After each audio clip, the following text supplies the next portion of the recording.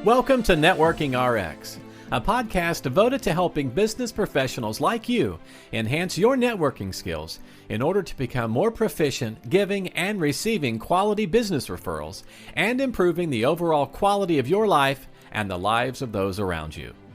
The Networking RX podcast is a production of AmSpirit Business Connections, an organization whose mission is to empower business success through networking. A question that comes up from time to time is, what were some useful classes you took in college, grad school, or high school even? And the classes, the ones that come to mind for me that I think are really, really important. High school is typing. And I know that sounds silly in this day and age because everybody has a keyboard, but early on, not everybody had typewriters. And I just remember going off to college and I had a typewriter and be able to type my own papers. And just, it was a real time saver, and I had a class in high school. It was actually in 8th grade, learning how to type. I thought that was really useful. Another class that was really useful was accounting.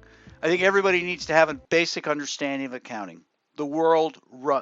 Cash is king. The world runs on money. It runs on numbers, and just understanding how accounting works and just the flow of monies.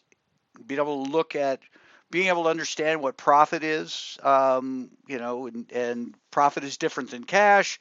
There's a lot to it, and that's one of the things I certainly really tried to press with respect to my kids. Like, listen, you need to understand these things. My wife's a CPA.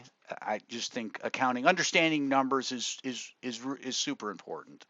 And then the last thing is statistics. Statistics are, really within anything, and it was one of the classes that when I met with my advisor in college, he suggested you need to take statistics. I'm like, yeah, okay, whatever, right? You're 18 years old, you don't know what to take, and they kind of put you in statistics, and it's like, okay, this is useful. And then when I went to graduate business school, again, they have you take statistics.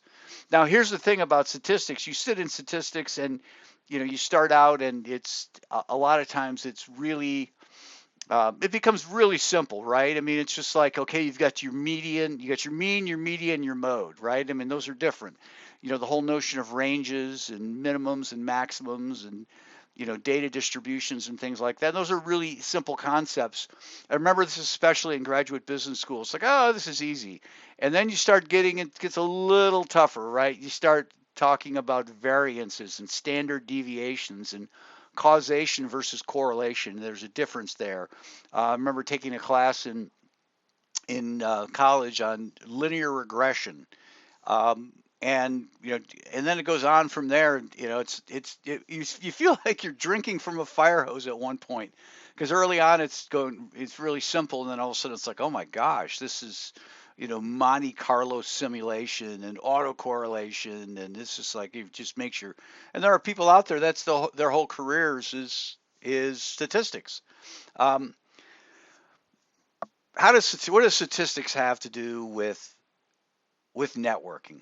I don't want to say a lot, but people come to me from time to time. One of the easy concepts is statistics is sample size.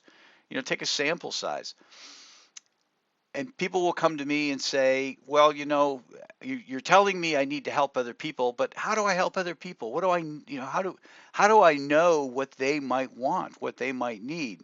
And I always tell people, well, it really comes down to a sample size. It comes down to a sample size of 1. And what I mean by that is, and now in statistics, you want a large sample size, but when it comes to networking, that small sample size of 1 will do. And what I mean by small sample size of 1 is not necessarily going out and talking to the person, but basically taking a sample of yourself and applying that to other people. And it's not perfect, but it can kind of give you a sense as to where individuals are coming from. So for example, how do I help this person? What I tell people is stop and ask yourself, what kind of help would you want? What kind of help? Now, you may not know exactly what they're looking for, but you know what you want when it comes to getting help from your network, or the things you want from your network, or the things you're looking for from your network. What are the things you're looking for from your network?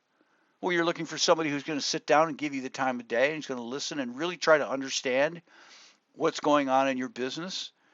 You're going to want that person who's going to be encouraging from time to time, but also be the person who's willing to give you some tough love and to call it like they see it in a very respectful, very productive sort of a way. That's what you're looking for. Most people say, well, yeah. Well, that's what other people are looking for too with respect to a referral partner. There's no mystery here. You just take a sample size of one. Look inside your own heart and ask yourself, what is it that you're looking for? You're looking for you're looking for introductions to particular types of people. You need to understand what those particular types of people are, and you might not understand who those particular types of people are for somebody else, but that's where you can start to quiz them. But the basic things you can sort of figure out. Who are strategic partners for them? Who are the people running in their circles, running in the same circles as their clients, I should say, but selling something entirely different.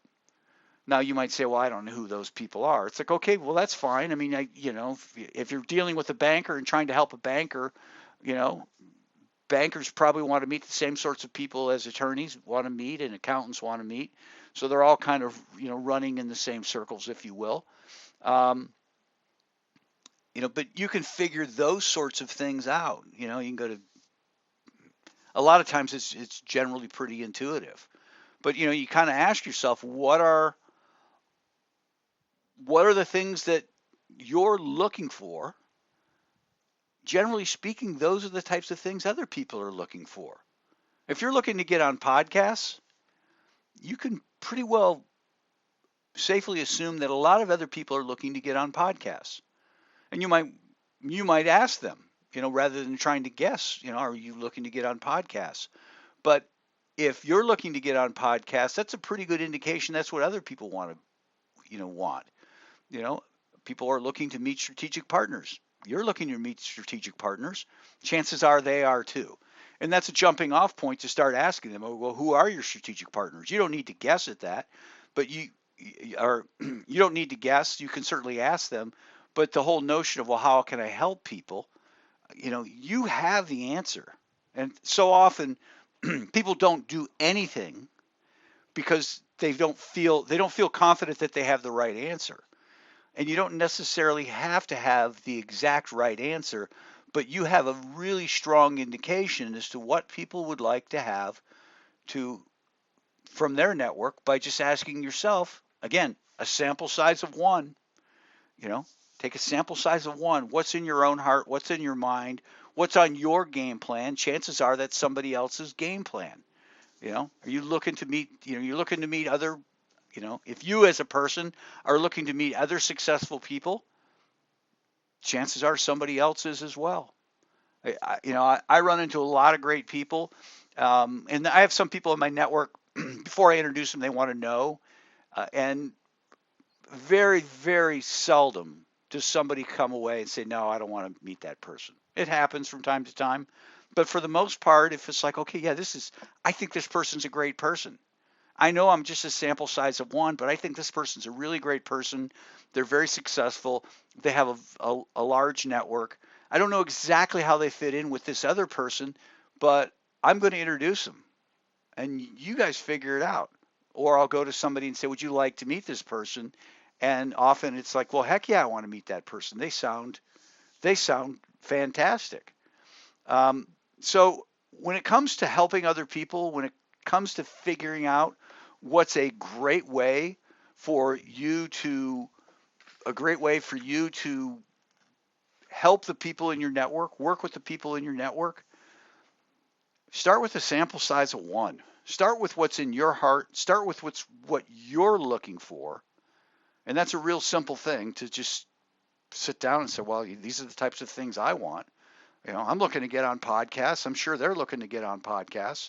And if you're uncertain, ask. But look at the things you want, and chances are the things that you want, other people want. And so that's a great jumping off point to figuring out how you can help your network. And then once you figure out how to help your network, other things will come from that, right? You start helping them and they can help refine that. No, I'm not really interested in that. I really don't want to be on podcasts. I've done a lot of that, and this year I'm trying to do whatever. But the notion that you're trying to help somebody